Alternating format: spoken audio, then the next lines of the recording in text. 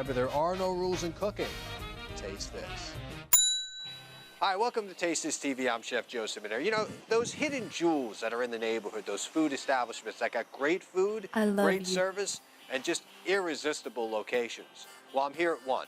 It's called Phil's Pizza, and it's located on Long Island, and it has many people around here talking about how good the food is. Let's step inside and meet the chefs that cook it, serve it, and greet you on Taste This. So I'm here with Sal. Sal, how's it going? Good, how are you, Joe? Phil's Pizza here, Massapequa, Long Island, New York. 20 years. Yeah, you know, so the reputation of the place here is you have to come here and try the food at Phil's. That's right. Now, here's something you don't see at many pizzeria establishments as well, is you give a fork and a knife with every slice. Every slice. Every slice. That because every slice gets put on a real plate. A real plate. Let me lift that plate up. Because who wants to eat wax paper? Exactly. What's the most popular selling item here? It doesn't have to be pizza. It could be any dish that's on here. What would you say is the number one? Regular is still the best selling. Regular pizza is still the. It's still the best. It's still the best selling. Great product, really. Unbelievable. But how can the rest of the world try Phil's? Come down 5280 Sunrise Highway. Little pizzeria with a big bite. Little pizzeria with a big bite. I like that tagline. We're not finished yet because we're going to head back over to the test kitchen and whip up some more great recipes, so don't go anywhere. Taste this. All right, so now we're going to get started on some incredible dishes.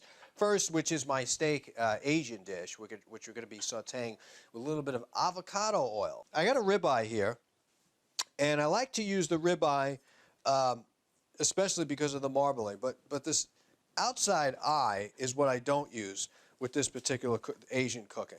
So just remove all the fat, or as much as you can. Now, what we're going to do is take our bowl. We're going to put a little bit of arrowroot. Arrowroot is a thickener. And some people like to use flour. You know, I tend to like to use flours that are gluten-free, like chickpea flour, stuff like that. So we're going to cut our beef into strips like so. And we're going to put the steak in here like so. We're going to take our avocado oil. Don't be scared to put a lot in there. It's really going to make it nice. And we have our beef, which you're going to give a little bit of salt. And we're going to mix it in with the arrowroot, because that'll give it a nice little coating. It'll help the meat not stick to the pan.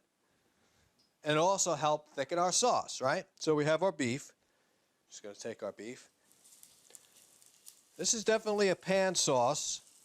And we're going to be taking some of this oil out after we've achieved a color from the steak. Our meat is kind of doing its thing. You're not going to get a sear. What you're going to get is a golden brown kind of texture. You get almost like that coating. Then I'm going to drain this excess oil. Because I really don't want a lot in there, right? So I'm going to return this here. And here goes our orange juice. Right away, that citrus flavor, right? A little bit of our beef stock. Going to let that cook down. We got it on high flame. We're going to put a little bit of our seeds in, just a little bit of black. I like to put black in there. And let this really cook down a bit. And we have a little bit of peanut butter. Kind of brings it to that, you know, oriental type of feel. And you start to see where I'm going with now, right? See it taking on its own sauce of flavors. We talked about the wasabi root, right? This stuff is great, but don't be standing there sniffing it because it's got some strong flavor. We're going to actually start to really nicely, slowly put a little bit in there. Now what I'm doing now is taking an apple and putting it in the microplane. I love this microplane. This is great. Just it grades everything nice, evenly, fast. Half the time you're not even going to know what you graded is in the sauce. Like this apple is going to give such sweet flavor and you're never going to know where it came from. Now what I do is put a little bit of olives in here. Mash them down to like a paste.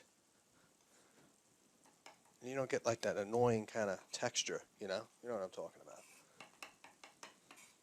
Okay. Take that paste right in there. Woo! And you got to be kidding me. A little bit of butter. We'll bring it out completely. We'll bring out the sauce, the flavor of the dish. If you want to omit the butter, that's fine. Treat yourself a little bit. There's nothing wrong with it. what we're going to do is mold a little bit of rice here. Put it right in the center. You don't need a lot. Just a little bit. What we're going to do is take our beef. Wow, this really smells amazing. And you smell that wasabi root. Take some of that sauce that you have. You go right over the top with it. And maybe even a little bit on the side like that. Take a little bit of your seeds. Black and white sesame seeds, always a good touch. Now you take these greens. These are wood sorrel and go great with beef or any type of Asian cooking. And you just put that on the top like that. All right, now you have some leeks here that we julienne before. If they're sliced thin enough, I like them raw.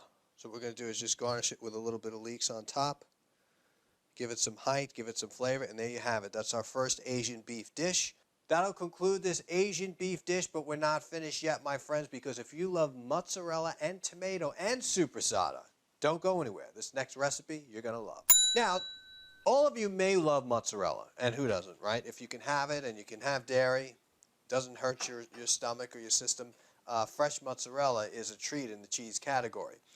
Now, what I'm going to be making here is a very simple tomato and mozzarella salad, but I'm going to make it very small and bite-sized. This is something called perlini. Now, this is not something that's really sold around stores unless you go to a specialty item, but I think it's the coolest, especially with mozzarella and tomato. Just before they're ready to be served, you salt them with a little bit of water. Don't leave them in there that long. Then, it'll absorb some of the salt flavor. We're going to add some salt in here as well. We have some prosciutto. We're going to dice this up and put this in with the perlini. Now, any kind of good quality supersada is going to have a casing that you're going to need to remove. And I just want to show you here because this is really a sign of a good product. Let's start to dice a little bit of this.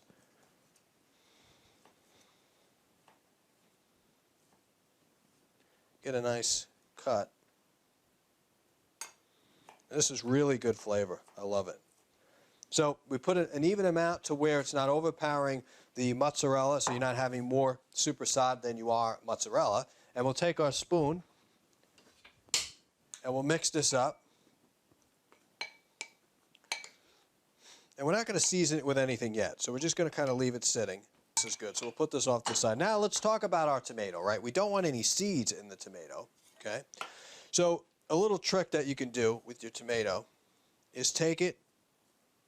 So you're just going to follow with your knife and cut the flesh of the outside tomato. You get nothing from the inside of the flesh of the tomato. That's where all the seeds are anyway. So if you're doing this dish, you don't want it. And then you just cut the end here. You get a little bit of flesh here. And that's it. The rest of this tomato is good for something else, whatever you want to use it for. Now what we do is we take our tomato and we're going to dice the tomato. Same size as the supersada. If you want to do a bit smaller, you can do that as well. I got these Moroccan olives. The Moroccan olives are very bitter, but in combination with the green olive, it kind of balances out its flavor. So I got 4 each. And what I'm going to do is dice these. I'm going to dice these olives up. And I'm going to mix them in with that. The flavor of the olives combined with the salami, or the supersata rather, is going to be a marriage made in heaven.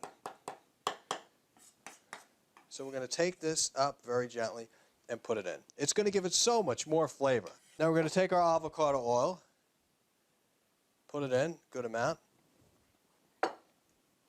We're going to take our salt, just a little bit. So we're going to mix this. And you can start to see all the combinations of flavors come together. It's amazing what the oil does, really brings out the texture of this. I like to let this sit at room temperature outside for about 15 minutes before I serve it, but for time purposes here on the show, I'm just going to dip it out for you right now. Now, we'll take our black olive spread, and we're going to put it in the center, not too much. You don't want to overpower anything because you got olives in there going on, but the spread seems to take on a little bit of its own kind of taste here. So we're going to spread this around, and we're going to cut a little bit of our mozzarella and pepperoni that we have. Just going to do 2 slices, and it's going to act as like a bed. So this is going to be the ultimate mozzarella dish. Next, we're going to take our incredible mixture here of perlini, supersad, tomatoes, and olives, and we're just going to put that over the center. And this isn't, I mean, I made enough to feed a lot of hungry people here, but this dish is good for one person right here. And this is an incredible balance of flavors here, folks. Now, if you get crazy and you feel like things have been going well and you want to treat yourself to a bottle of 50-year-old balsamic vinegar reduction, drizzle that over the side of that baby. This is it for this dish. This is my version of mozzarella and tomato. Up next, fondue. If you haven't had it before, wait till you try it with apples and pears. You know, I've been getting a lot of emails about fondue and making fondue and what kind of cheese to use. And the answer to that is really you can make fondue with any cheese. Any good quality 4-month-plus aged cheese, hard cheese, is a good cheese to use. Commonly Swiss cheese or any kind of Swiss would be used for fondue. Today we're using the Grand Cru. Now, the Swiss cheese or cheese in general is great with wine, and some people add some flavor to it. I've seen some raw garlic kind of with some oil in the beginning stages, kind of saute the bottom of it. But we're going to add a little bit of a garlic powder mixture towards the end, just to give it some added flavor. The trick is it's really simple. You need a wood spoon, and you need good quality cheese. And once you put the cheese in, you sort of really lower the heat, and you're going to add as much as you think until it's kind of all melted and coming together. And you have to really just take it with a wooden spoon, constantly stirring it. I'm going to take another match. It's similar to making like risotto. You know, you're constantly adding water to risotto and stuff like that. So this looks good. We're going to continue to, while I'm doing that, take some apples. We're going to take some pears, and we're going to wedge them.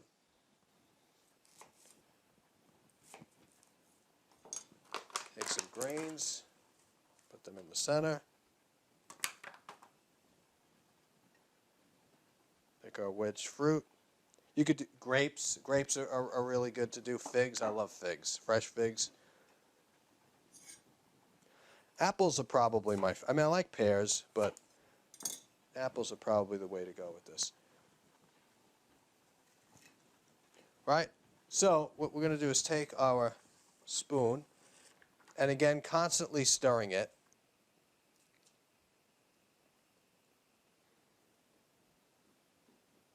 Okay, next we're going to add the remainder. So you see, for about 2 cups of wine, how much cheese you really need to make a good fondue. And as you see it, it's starting to really come together. I mean, you could put this right on bread or whatever. Now, I always like to scoop my fondue with a spoon. I don't want to pour it over because you're going to get some extra liquid, wine liquid, I should say. Go right into there. Now, this is the traditional method for dipping your fondue. Go right in, and that's it, down the hatch. That's what I'm talking about. That is fondue. Leave the bread alone. You don't need the bread. Bread is okay. Who needs it? You got fruit. It's more healthier, right? This is my version of fondue and all the other ingredients. Thank you for watching this fun-filled episode of Taste This TV. I hope you enjoyed this episode. Until the next one, remember, there are no rules in cooking. Taste this. And we're going to be using some avocado oil today, which is going to give flavor to the dish. And since avocado oil has a different color, you might not see that green, that bright green tint that you usually do from first press cold olive oil. From first press cold olive oil.